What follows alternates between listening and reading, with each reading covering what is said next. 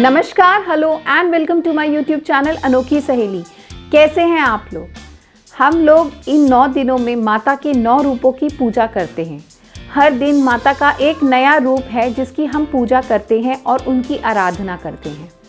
माता शक्ति का रूप है। ये 9 दिन शक्ति की उपासना का पर्व है और माता के कई रूपों में से इन 9 दिनों में इन 9 रूपों की पूजा होती है। लेकिन क्या आपको इन 9 रूपों का वर्णन पता है? इन 9 रूपों का क्या वर्णन है और विस्तार से इन 9 रूपों के बारे में आज मैं आपको बताती हूँ।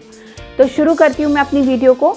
उससे पहले मैं आपको सिर्फ इतना कहना चाहूँगी कि प्लीज़ अगर आप मेरे चैनल पर नए हैं तो इसे सब्सक्राइब कर लीजिए, मेरी वीडियोस को लाइक कर लीजिए, अपने फ्रेंड्स एंड फैमिली के साथ इन्हें शेयर कर दीजिए। तो चलिए आज हम माता के इन 9 रूपों का वर्णन करते हैं। सबसे पहले नवरात्रे में हम जिनकी पूजा करते हैं उनका नाम है माता शैलपुत्री।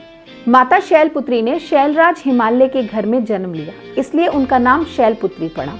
माता शैलपुत्री पार्वती जी का ही रूप है। पूर्व जन्म में उन्होंने ब्रह्मा जी के मानस पुत्र प्रजापति दक्ष के यहाँ जन्म लिया था और उनका विवाह शिव जी से हुआ था। मगर अपने पिता के यहाँ अपने पति का अपमान देखकर उन्होंने हवन कुंड में आत्मदाह कर लिया था और उन्होंने ही दोबारा शैलपुत्री के रूप में जन्म लिया, जिन्हें हम शैलपुत्री के नाम से पूजते हैं। माता शैलपुत्री को देवी हेमवती और पार्वती के रूप में भी जाना जाता है। माता शैलपुत्री का वर्णन करें तो वह नंदी की सवारी करती हैं। उनके दाएं हाथ में त्रिशूल और उनके बाएं हाथ में कमल होता है। दूसरे दिन जिनकी हम पूजा करते हैं उनका नाम है माता ब्रह्मचारिणी। जब माता सती ने अपना आत्मदाह हवन कुंड में कर दिया था तो शिवजी सती माता के वियोग में बहुत दिनों तक दुखी थे।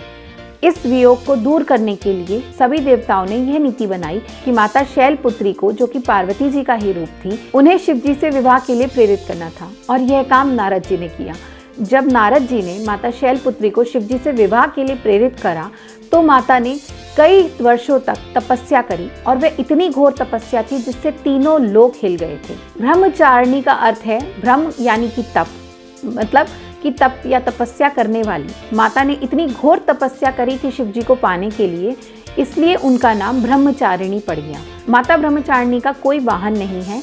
उनके दाएं हाथ में जापमाला और बाएं हाथ में कमंडल होता है। दूसरे दिन की पूजा हम माता ब्रह्मचारिणी की करते हैं। तीसरे दिन हम माता चंद्रघंटा की पूजा करते हैं। जब शिवजी ने माता ब्रह्मचारिणी की तपस्या से प्रसन्न होकर उनसे विवाह किया तो माता के इस रूप में घंटे के आकार का अर्धचंद्र उनके मस्तक पर आ गया। माता चंद्रघंटा की सवारी बाघ होती है। वे 10 भुजाधारी होती हैं, जिसमें अस्त्र और शस्त्र के साथ साथ कमंडल, जापमाला और कमल होता है। माता चंद्रघंटा शीघ्र ही फल देने वाली माता होती हैं। इनकी उपासना से आपको जल्द फल की प्राप्ति होती है। चौथे दिन हम माता कुष्मांडा की पूजा करते हैं। माता कुष्मांडा का नाम कु यानी कि छोटा, अंड यानी कि ब्रह्मांड। माता कुष्मांडा ने अपनी मनमोहक मुस्कान से इस ब्रह्मांड की रचना की थी। इस ब्रह्मांड को उत्पन्न करने के लिए आदिशक्ति के इस स्वरूप को माता कुष्मांडा के नाम से जाना जाता है। माता कुष्मांडा के तेज की बराबरी कोई भी देवी देवता नहीं कर सकता। अष्टभुजाधारी माता कुष्मांडा सिंह पर सवार होती हैं। इनकी भुजाओं में कमंडल, धनुष, बाण, कमल पुष्प, अमृत कलश, चक्र, गदा, जापमाला। तो चौथे दिन हम माता कुष्मांडा की पूजा करते हैं। पांचवें दिन हम जिन स्वरूप की पूजा करते हैं वह है माता स्कंद माता। स्कंद यानी कि कार्तिकेय। भगवान कार्तिकेय की माता होने के कारण माता को स्कंद माता के रूप में जाना जाता है। स्कंद माता के स्वरूप में भगवान कार्तिकेय बाल रूप में स्कंद माता की गोद में बैठे होते हैं। स्कंद माता की 4 भुजाएं होती हैं और इनका वाहन सिंह होता है। तो पांचवें दिन हम माता स्कंद माता की पूजा करते हैं। छठे दिन हम माता कात्यायनी की पूजा करते हैं। जाना जाता है कि कात्य गोत्र में ऋषि कात्यायन ने कई वर्षों तक माता भगवती की पूजा करी थी।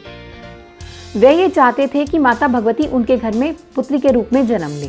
जब दैत्य महिषासुर का वध करने के लिए ब्रह्मा, विष्णु और महेश ने अपने तेज के अंश से माँ दुर्गा को उत्पन्न किया, तब सबसे पहले ऋषि कात्यायन ने ही उनकी पूजा करी थी और इसीलिए उन्हें माता कात्यायनी के रूप में जाना जाता है। माता कात्यायनी भी 4 भुजाधारी होती हैं और इनकी सिंह सवारी होती है। तो हम छठे दिन माता कात्यायनी की पूजा करते हैं। सातवें दिन हम जिस स्वरूप की पूजा करते हैं वो उनका नाम है कालरात्रि। माता कालरात्रि का स्वरूप घने अंधकार की तरह काला होता है। इनके 3 नेत्र होते हैं। जब असुर रक्त बीज के संहार के लिए माँ दुर्गा ने अपने स्वर्ण छवि रूप से माँ कालरात्रि को उत्पन्न किया, जब माँ दुर्गा ने रक्त बीज का संहार किया तो माँ कालरात्रि ने उसका सारा रक्त जमीन पे गिरने से पहले ही पी लिया। ताकि उसकी दोबारा उत्पत्ति ना हो पाए। माता कालरात्रि का वाहन गधा है। वैसे तो माता कालरात्रि त्रिनेत्रधारी है और उनका स्वरूप बाकी माताओं से अलग है, लेकिन माता कालरात्रि शुभ फलदायक है, इसलिए उनका नाम शुभांगी भी है। तो हम 7वें दिन माता कालरात्रि की पूजा करते हैं। 8वें दिन हम माता गौरी की पूजा करते हैं। पुराणों के अनुसार जब माता ब्रह्मचारिणी ने शिवजी से विवाह करने के लिए घोर तपस्या की तो उनका शरीर बहुत ही दुर्बल और काले रंग का हो गया था। जब शिवजी ने उन पे प्रसन्न होकर उनसे विवाह का प्रस्ताव स्वीकार कर लिया, तब माता ने गंगा में स्नान किया और उस स्नान के पश्चात उनका शरीर फिर से कांतिमय और गोरा हो गया, इसलिए उन्हें माँ गौरी के नाम से जानते हैं। ये भी माना जाता है कि रक्त बीज के संहार के बाद जब माँ कालरात्रि ने खुद गंगा में स्नान किया तो उनका शरीर वापस कांतिमय हो गया, इसलिए हम उन्हें माँ गौरी के रूप में पूजते हैं। माता की सवारी नंदी है और वो 4 भुजाधारी हैं, जिसमें से उनके हाथों में त्रिशूल और डमरू है। तो हम 8वें दिन माता गौरी की पूजा करते हैं। 9वें दिन हम माता सिद्धिदात्री को पूजते हैं। माता सिद्धिदात्री जैसे कि अपने नाम के अनुसार अष्ट सिद्धि की स्वामी हैं। वे अपने भक्तों को सिद्धि प्रदान करती हैं। पुराणों के अनुसार स्वयं शिवजी ने सिद्धियों की प्राप्ति के लिए माँ सिद्धिदात्री की तपस्या की थी। इसके पश्चात शिवजी का आधा शरीर देवी का हुआ और वह अर्धनारीश्वर कहलाए। माता सिद्धिदात्री कमल पर विराजमान होती हैं और उनकी 4 भुजाएं हैं, जिनमें उन्होंने गदा, चक्र, शंख और कमल पकड़ा हुआ है। तो ये उन 9 रूपों का वर्णन था जिनकी हम 9 दिनों में पूजा करते हैं। अगर हमें पूजा के साथ साथ उनके वर्णन के बारे में भी पता होगा तो हमें इस ज्ञान से लाभ मिलेगा और हमें पूजा के साथ साथ ज्ञान भी हो जाएगा। तो अपने इन 9 दिनों में शुभ फल के साथ साथ ज्ञान में भी वृद्धि कीजिए। 9 देवियों के 9 स्वरूप का वर्णन मैंने आज आपको बताया। अगर आपको ये वीडियो अच्छी लगी तो लाइक ज़रूर कीजिएगा, अपने फ्रेंड्स के साथ शेयर भी कीजिएगा। आपको जल्दी ही अपनी नवरात्रों की पूजा का फल मिले और आपकी सभी मनोकामनाएं पूर्ण हो। इसी कामना के साथ मैं आपसे आज विदा लेती हूँ। फिर मिलूंगी आपसे अगली वीडियो में एक नई जानकारी के साथ। तब तक के लिए जय माता दी।